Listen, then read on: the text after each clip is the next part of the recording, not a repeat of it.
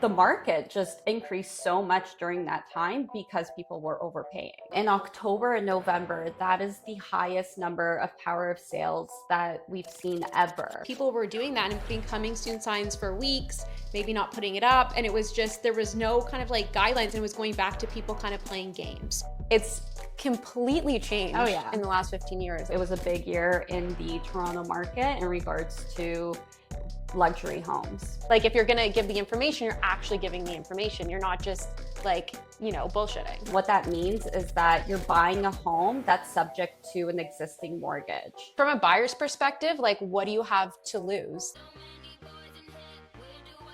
Welcome to the Where to Begin in Real Estate podcast with your hosts, Maggie and Agnes. We're back and ready to give you our unfiltered opinions on all things real estate and life.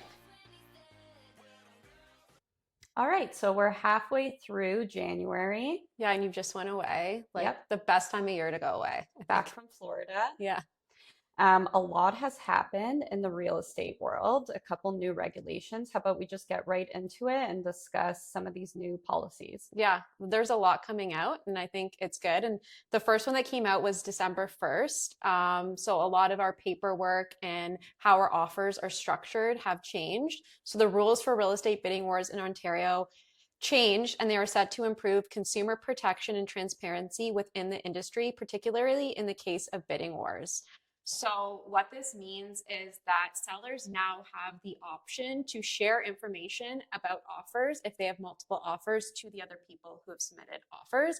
They can't share personal information like name, address, or anything like that about the person submitting an offer, but they can share things like price, if there's any conditions, closing dates, things like that. And they can choose which ones they want to share. So they don't have to share all the offers. They don't have to share all the details. They can kind of like pick and choose. And then from the buyer's side, you can put a clause in saying that your offer would be null and void if this happens, if you don't want your information shared.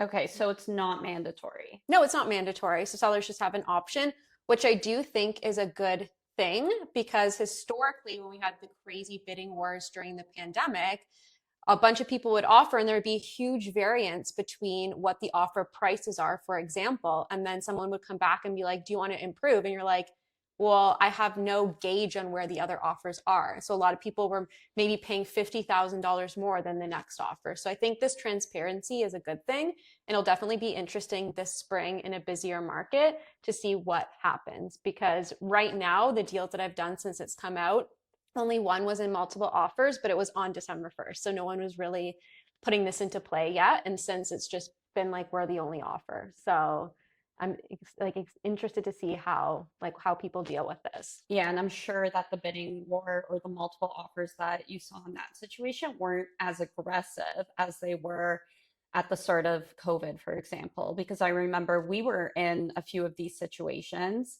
And I was like, Maggie, like, how much more should I offer? And I mean, we didn't even end up winning any of those bidding wars, and they sold way over what they were worth. Yeah. And I think that's what happened. And before, they were not allowed to tell us. So all we can do is, I would say, put your bet, like what you're happiest with, forward. And if you don't get it, it's because someone paid something crazy stupid. Yeah. And we're going to educate ourselves on what like a fair price is. But now it's like, it would just suck if someone paid $1,000 more and you were willing to do that, right? Exactly. And I think this will help also just with the value of homes. Yeah. Because, when we were putting in offers during COVID, the market in Brampton in particular went up so much just during that time because of how much people were overpaying. Yeah. So, for example, a home that was worth maybe $800 prior to the pandemic was now worth $900, because a lot of even appraisers, they look at the comps and that plays a factor of how much a home is worth. So the market just increased so much during that time because people were overpaying. Right. And that's how we determine a house worth as well. Like we look at the comparables and all that as well when we are going to list, or with buyers, we send it to them and we say, this is really what a house is worth, is what someone's willing to pay exactly today. That's really what it is at the end of the day. Yeah. So like if your neighbor got like $1 million for their home and a year ago was only worth like 800, you're going to go for that $1 million. Yeah, exactly. So it definitely, I think that skewed the market a lot. So I hope that a lot of people do opt in to this Hmm. just to kind of, I guess, in a way, stabilize the Right. market. And from a buyer's perspective, like what do you have to lose? Like if you are willing to pay 900 for a house, it's worth 900. Like why do you care if the information is shared? Like personally, I know some people are private. I wouldn't care because I'm like, I'm putting my best foot forward. If they're going to share my information, they have to tell everyone. You have an opportunity to usually put better if someone else does. So it's just like helping you feel more comfortable and confident in your offer, which I think consumers want because I've gotten that feedback a lot from people saying, I wish there was open bidding. Like, Hmm. I wish this because it makes them more comfortable because it's such a big purchase knowing what they're up against. So I think it's a great thing. So another question, Yeah. if it's open bidding and somebody puts in an offer that is higher than the previous one, can they come back and say, well, this person just offered 950, can you beat it? Yeah. But they And have then to if, tell everybody. okay, and then if they can beat it, would they then again be like, okay, well now it's gone up to 1 million. Does anybody else want to beat it? It's just their choice. At any point, they Okay. can just accept whatever they want. So there's not guidelines on all you have to do is share that one piece. So if you say our top offer is 950, for example, you have to just share it with everybody. But then you can say, can you improve? Or you can just accept it. Or if someone else improves and you like it, you can accept that. You know I what I mean? actually think that it's an advantage to the sellers then, Yeah, if there are multiple offers, absolutely. because they can just people can keep upping the price. Yes and no, because before people would play games. So they would Yeah. have multiple offers and they would say, hey, we have some strong offers because you can't say what was in the Yeah. offer. So you're just now being very vague, saying, do you want to improve? And so some other people might have improved and not come up to that price. Or so now actually you have to be transparent. You can't really like, excuse my language, bullshit like Yeah. what's happening. Like if you're going to give the information, you're actually giving the information. You're not just like, bullshitting. Yeah, but the way I'm thinking about it is if it is a super competitive Hmm. like bidding war, Yeah. if somebody like previously, if they held offers and just took the highest one, now if you really want the house, you can be like, oh no, I'll pay more than that. Yeah, Like no problem. exactly. So there could be situations where the seller actually ends up getting more for their home. Absolutely. And probably they will because, like I said before, someone might be like, I'm just going to pay 5 or 10 grand more. And maybe someone else is buying at their max and they Yeah, can't go there. exactly. So you can do that for people that really want the house, but they're like, I don't want to pay something crazy, but I will give you more, Yeah. you know? I'm excited to see what happens with that. Me I think too. there's going to be some good stories. I think it'll be really good. All right, so there was another regulation on January 3rd. Mhm. So this rule targets exclusive listings. So do you want to touch base on that a little bit? Yeah. So essentially, when you sign a listing with an agent, well, you essentially sign it with the brokerage. You can sign to go on MLS or exclusive. So exclusive means it's just not on MLS. Okay. So people typically do that if you're in a luxury neighborhood, for example, and people don't want their photos online. They don't want it on MLS. So some people just keep MLS through the entire process and never, or on exclusive, sorry, and never put it on MLS, if that makes sense. But then the people that put it exclusive is what we normally do when we sign a listing with somebody, because if you sign on MLS, it has to go on MLS like within a day. But typically we want to sign with somebody before we do photos, before we do staging as a commitment. So the practice that agents do historically would be like, I'll sign an exclusive with you like weeks in advance, because then I have your word that you've hired me to put your house in the market because I'm investing money and time into it. And then we'll put an MLS date and sign that after.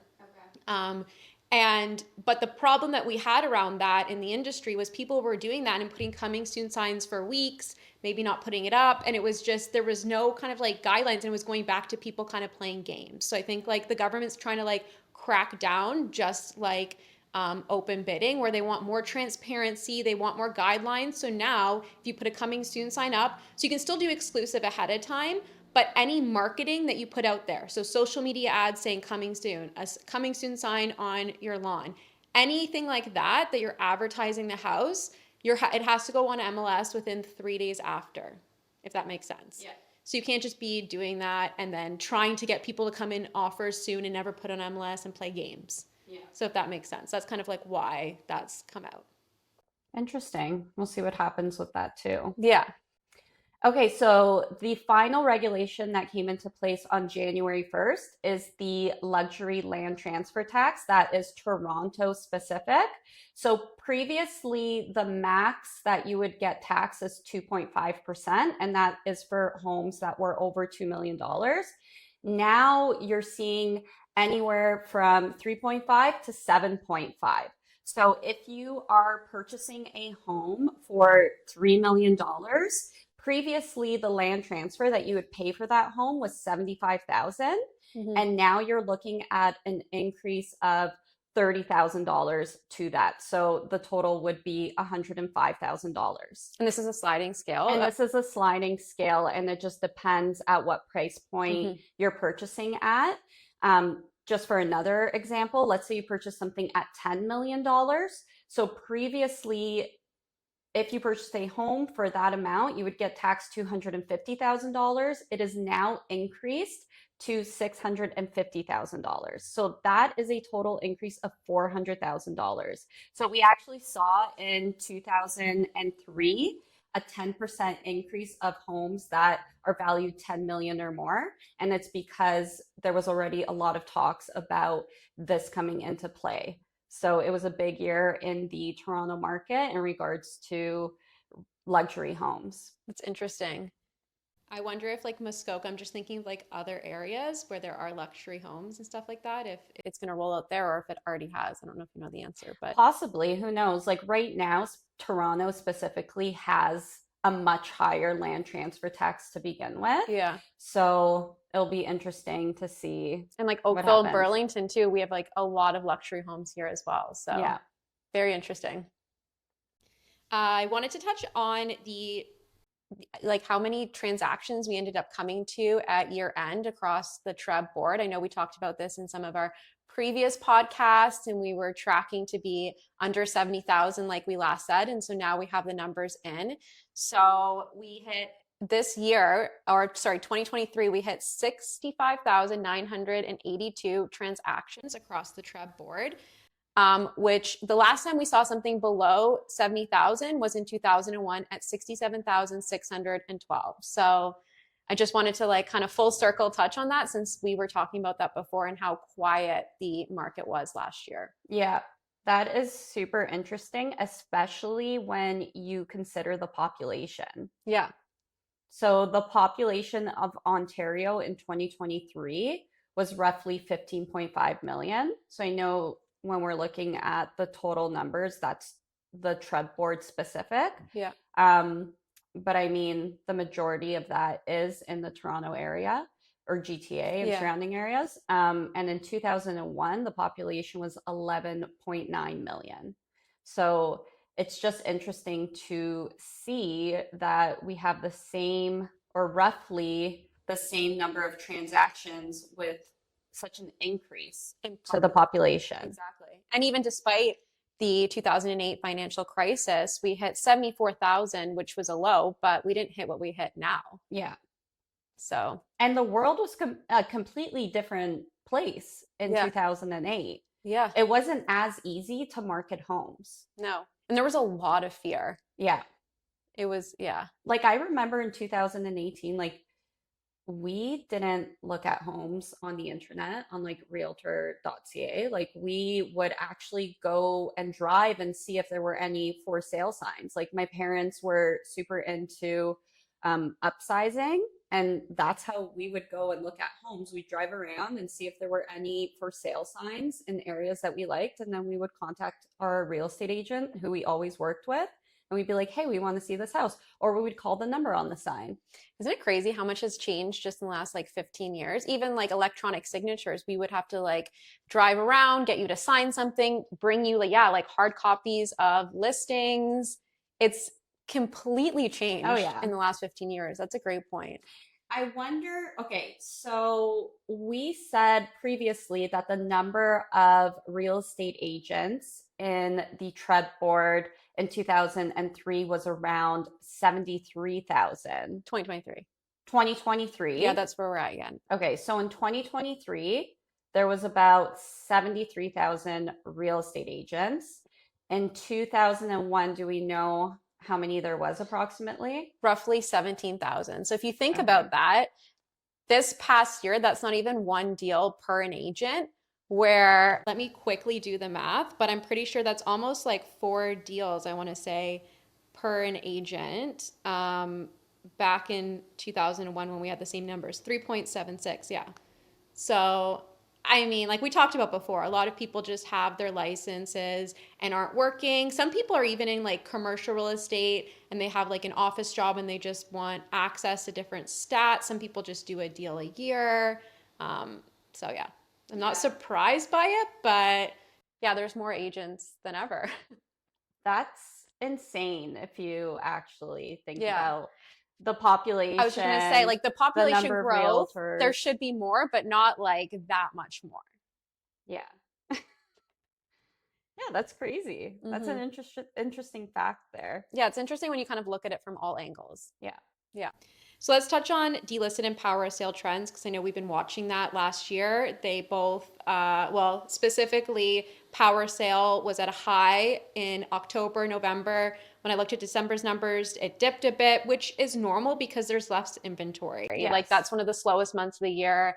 Most people don't post listings like going into the holidays. They put their Christmas decorations up, they're having parties. They don't really want people coming through their homes with buyers looking. So I'm not overly surprised by that. It'll be interesting to kind of see what happens coming into this year. And likewise with delisted, it was kind of, it dipped, but that's just normally what we see. So nothing crazy on that front. Yeah. It's interesting because, in October and November, that is the highest number of power of sales that we've seen ever. And as Canadians, we don't have many options when we get into situations like that. Whereas in the States, I don't know if you've heard of Subject to. But basically, what that means is that you're buying a home that's subject to an existing mortgage. So let's say you are in financial distress and your home is, possibly going to foreclose. You can actually subject to your home to somebody. And basically, what that means is that you remain on the mortgage, but that buyer now goes on the deed and makes payments to your mortgage company. Interesting. But then there's like 30-year mortgages. So let's say you're like 20 years into it. Are you stuck with that person for 20 years? Or I'm sure you can maybe 5 years in, if your financial situation changes or theirs, get off of it because you probably don't want to be tied to it that long. I don't know if you know the answer to that, but Yeah, or you're possibly like that's very common in the States to yeah. have a 30-year term. Yeah. So over like in Canada, that would be something that maybe you don't want to do that for 30 years. But in the States, I mean, there were really low interest rates during the pandemic. So if somebody in that situation is going into foreclosure and you're able to subject to their home on one of these really good interest rates, Why wouldn't you? From a buyer, I think that's you can get a way lower interest rate. Why wouldn't you? yeah. I mean, obviously, you can only buy a home that's about to go under foreclosure. So your pool of properties that you're looking at are smaller. So it has to be the right home and right investment for you. But if you come across that, sounds like a great deal from a buyer's perspective. Yeah, exactly. And I mean, a lot of people that may be opting to do this, perhaps they have no equity in their home. So it's not really a good situation to sell it Hmm. because then they would actually owe money. So if you can subject to your home and you could snag a really good interest rate if you're the buyer, it's a super popular option right now in the States. And And actually, the listings in the details will disclose this. So you right. actually have the option to do it. Whereas like in Canada, we're not able to do it. Yeah. And the seller probably in that situation would get a higher sale price than if it was to foreclose and the lender was to take over it because the buyer probably would come in closer to market value, I'm assuming, because they're also going to get a great interest rate. So for them, I mean, I haven't had experience with this, but I'm sure it's a bit higher than what their lender would foreclose the house Well, for. also, if you're in financial distress, that saves you from closing costs as well. Yeah. If somebody can just hop on the deed and start paying your mortgage, it's a Which lot cheaper to do that rather than, pay a realtor or pay a penalty in terms of, ending your mortgage or anything like that. So it's a great option. Yeah. And like you said, we don't have anything here. The first thing that comes to mind, which is different, but what we do see in situations is a vendor take back. So a vendor take back mortgage is a unique kind of mortgage where the seller of the home extends a loan to the buyer to secure the sale of the property. Sometimes referred to as a seller take back mortgage. This type of loan can benefit both the buyer and seller. The buyer might be able to purchase a property above his bank determined financing limit, and the seller can get his property sold. But I think that's kind of changed where banks aren't giving you the financing, if I understand correctly, if you're taking a vendor take back in this They market. won't go into second position. Where No. vendor takebacks are popular is in commercial lending. You could potentially vendor take back 100% of the mortgage. And basically, what happens is it's an agreement with the owner. So you're not getting your mortgage through a bank, it's through the owner of the property. So they will make an agreement with you through lawyers Mhm. that says, I will give you 80% loan to value at 5% for the next 5 years. And then you would renegotiate your terms Mhm. once those 5 years are done. Right. And the seller would obviously offer or ask for a higher interest rate than what a buyer typically would be offered by a lender. So that's why a seller would do it, right? Because it's a good investment. Like you're like maybe guaranteed, probably right now, like 10% with interest rates at 7. People are probably doing a bit higher. So it's like, I'm going to get 10% back guaranteed. Yeah, it depends too. Like in commercial lending, there are, ways to get better interest rates. Right. So if you're guaranteed like a 5% return on your money, it's a In this good deal economy. Yeah. regardless. Yeah. Yeah. Exactly. And I know vendor takebacks historically, when you could get like a mortgage and then it would just be a portion of your down payment, um, was popular in the 80s and 90s. But yeah, a lot of regulations have changed between now and then. So I can understand why it doesn't make sense like it did back then. Yeah, exactly. Yeah. Well, I think this was like another great episode. Thank you everyone for joining us. We're so grateful for everyone that listens and tunes in every other week. We'll see you in 2 weeks, and thanks.